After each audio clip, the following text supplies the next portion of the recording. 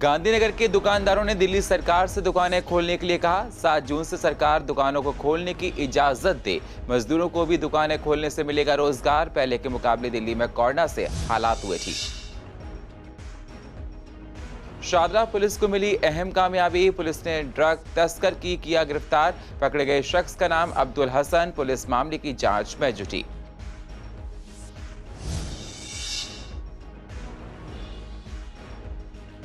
मजदूरों के पास ई पास ना होने से काफी परेशानियां। आने जाने में मजदूरों को होती है दिक्कत। फैक्ट्री मालिकों को फैक्ट्री चलाने में आ रही हैं तमाम कठिनाइयां।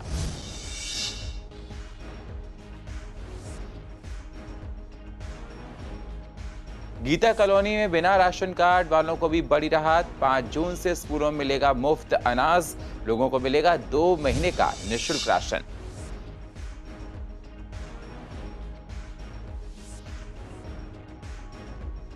और कांग्रेस कमेटी के अध्यक्ष ने किया मेडिकल किट और फल का वितरण। कार्यक्रम के तहत जरूरतमंदों तक पहुंचाया गया राशन।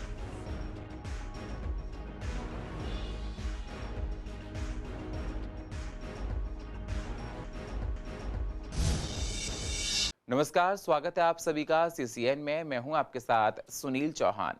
अब करते हैं बुलेटिन की शुरुआत तमाम महत्वपूर्ण खबरों के साथ। कोरोना के दौरान जरूरतमंदों को मुफ्त में दवाएं बांटने का काम पूर्व दिल्ली के सांसद गौतम गंभीर के लिए मुसीबत बन गया। गौतम गंभीर ने फेविफ्लू और दूसरी दवाएं उस वक्त लोगों को मुफ्त मुहैया कराई थी जब बाजार से नदारद हो गई थी और कई गुना ज्यादा कीमत पर ब्लैक हो रही थी। हाईकोर्ट में सुनवाई के दौरान ड्रग कंट्रोलर ने माना कि गौतम गंभीर फाउंडेशन ने ड्रग एंड कॉस्मेटिक एक्ट का उल्लंघन किया। फाउंडेशन के खिलाफ जमाखोरी का मामला बनता है और उनके खिलाफ जांच शुरू की जा रही है। सुनवाई के दौरान हाईकोर्ट ने ड्रग कंट्रोलर से सवाल किया कि आपने कुछ डीलर्स और लाइसेंसी होल्डर्स को तो कारण बताओ नोटिस जारी कर दिए, पर गौतम गंभीर फाउंडेशन के खिलाफ कार्रवाई क्यों शुरू नहीं की। ड्रग कंट्रोलर ने कोर्ट को भरोसा दिलाया कि गौतम गंभीर फाउंडेशन के खिलाफ अवैध रूप से दवाओं को इतनी बड़ी मात्रा में हासिल करने और जमा करने के आरोप में कार्रवाई की जाएगी।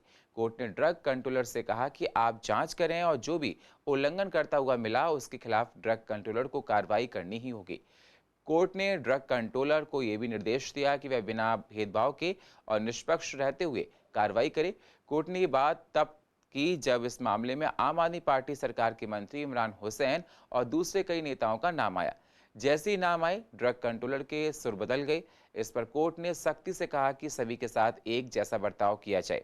हाईकोर्ट ने कहा कि हमने देखा है कि गंभीर ने इन दवाओं को खरीदने के लिए काफी पैसा खर्च किया, लेकिन आपके इस अवैध काम से इतनी बड़ी मात्रा में दवाएं जमा करने से दूसरों को उस वक्त ये दवा नहीं मिल सकी। आप चैरिटी भी कर रहे हैं तो ये भी तरीका सही नहीं है। आपको बता दें इससे पहले ड्रग कंट्रोलर ने गौतम गंभीर को क्लीन चिट दे दी थी, लेकिन कोर्ट ने इस पर नाराजगी जाहिर की थी। दिल्ली में कोरोना का ग्राफ पहले से काफी कम हो गया है। धीरे धीरे दिल्ली अनलॉक की तरफ बढ़ रही है।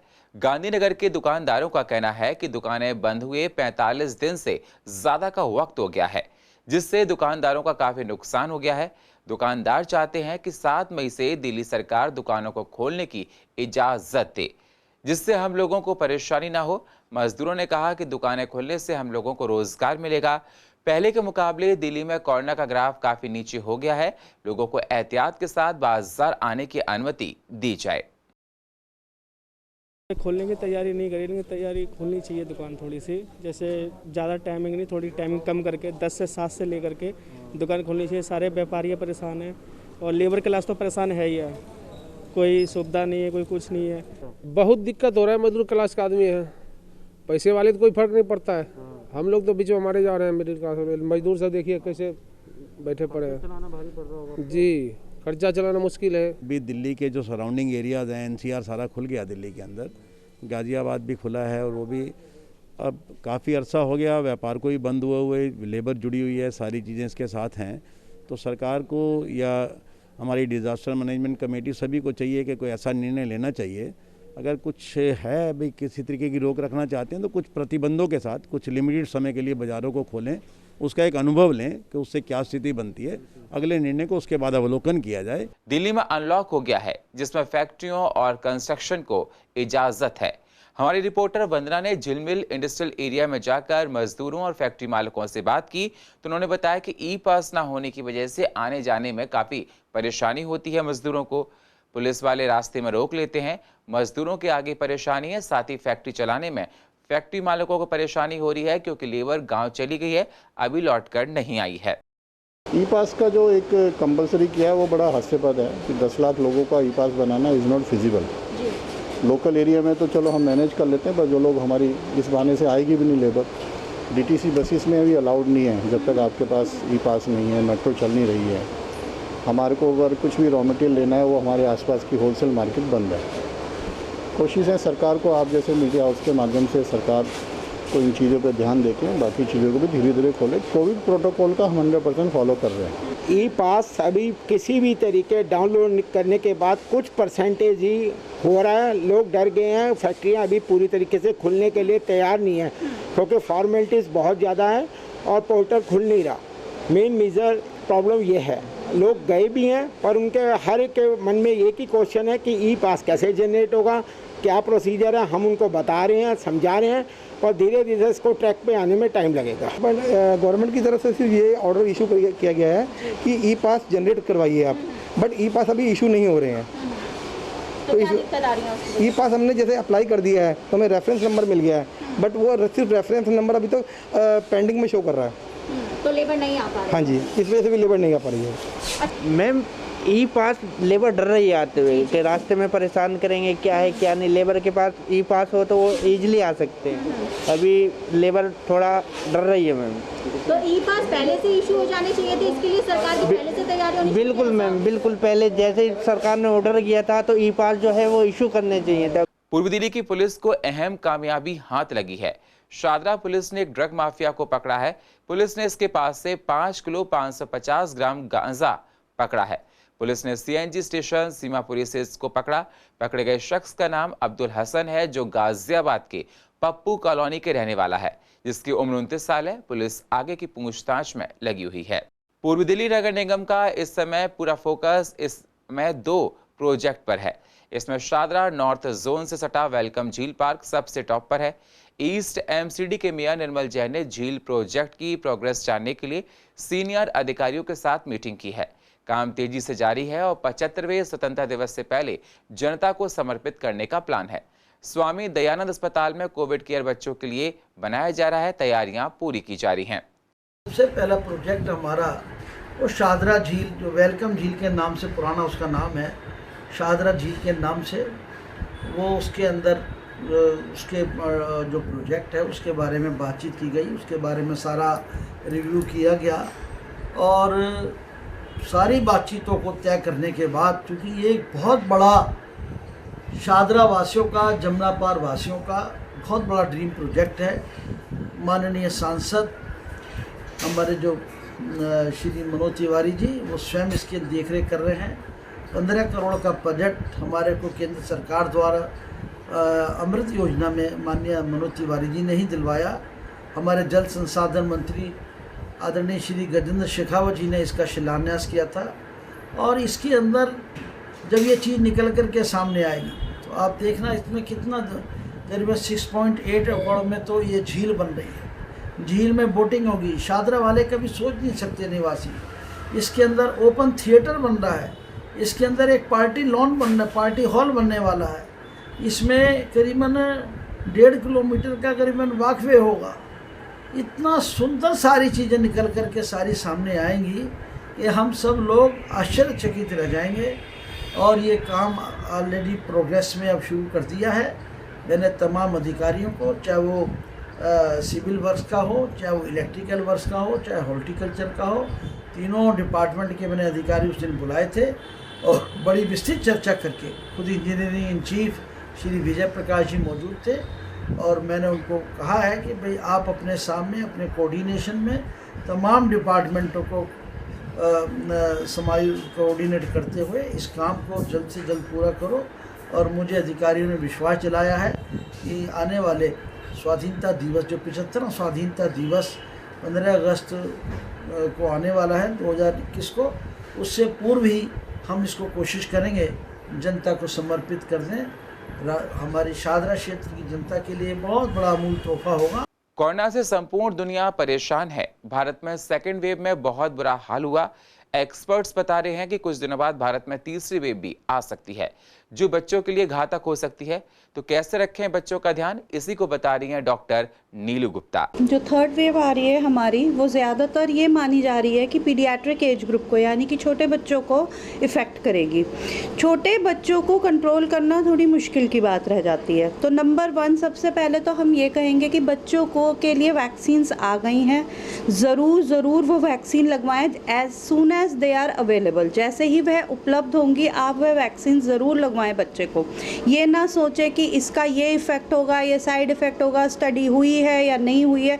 गवर्नमेंट अगर कोई चीज़ लॉन्च कर रही है तो वो बहुत नैतिक जिम्मेदारी के साथ वो लॉन्च करती है कि 2 साल के बच्चे को से लेके एडल्ट तक, जो हम 18 साल तक अब हमने ओपन कर दिए, ये अब वो वाला स्लॉट ओपन होगा जिसके अंदर हम 2 साल के बच्चे से लेके 18 साल तक के वयस्क को इंक्लूड करेंगे। तो बाकी ये सारी नॉलेज पीडियाट्रिशियंस हमको और स्टडी करने के बाद देंगे। कोरोना संकट के बीच लोगों की सहूलियत के लिए दिल्ली की केजरीवाल सरकार ने एक बड़ा फैसला लिया है। अब जिन लोगों के पास राशन कार्ड नहीं है उनको भी अनाज मिल पाएगा। इस बात की जानकारी दिल्ली के उप मुख्यमंत्री मनीष सिसोदिया ने दी। एक ट्वीट में मनीष सिसोदिया ने कहा कि दिल्ली में किसी भी गरीब आदमी के पास खाने की कोई कमी ना हो, इसका पूरा इंतजाम केजरीवाल सरकार कर रही है।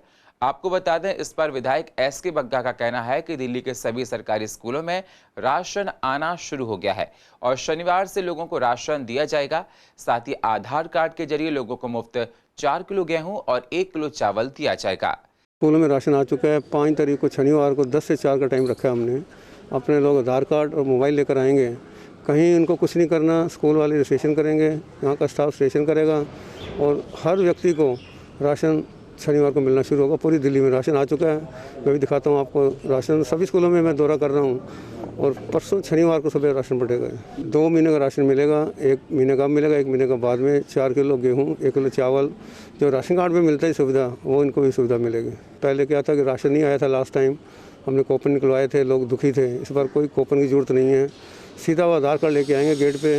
जिस रूम में वो लोग बैठे हुए हैं कर्मचारी, उनका वेरीफाई करेंगे कि इनका राशन कार्ड तो नहीं है। जिनका राशन कार्ड है उनको आधार कार्ड लिंक होता है राशन कार्ड से, उनको नहीं मिलेगा। बाकी वो वेरीफाई करके भेजते रहेंगे आगे। पर डायरेक्शंस सैटरडे को 10 बजे से बटना शुरू हो जाएगा।